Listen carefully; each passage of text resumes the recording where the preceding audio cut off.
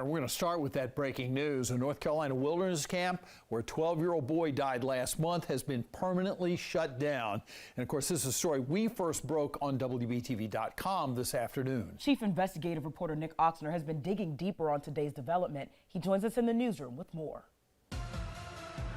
The North Carolina Department of Health and Human Services sent a series of letters to the leadership at Trails Carolina today, effectively shutting the camp down.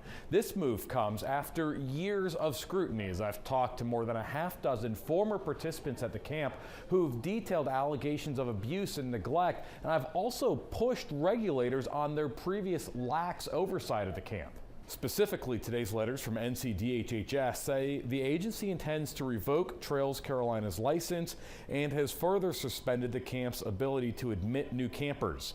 The letters from DHHS say the moves come after a new inspection of the camp conducted last week found more violations, including violations of medication requirements, incident response requirements, and failing to protect from harm, abuse, neglect, or exploitation.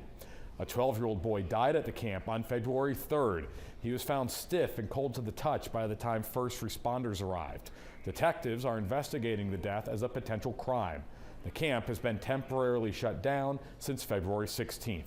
Even with today's new developments, I'm continuing to push for answers, including why regulators had previously failed to inspect the camp every year as required by law, also continuing to dig for new information on the criminal investigation being conducted by the Transylvania County Sheriff's Office. For now, in the newsroom, back to you.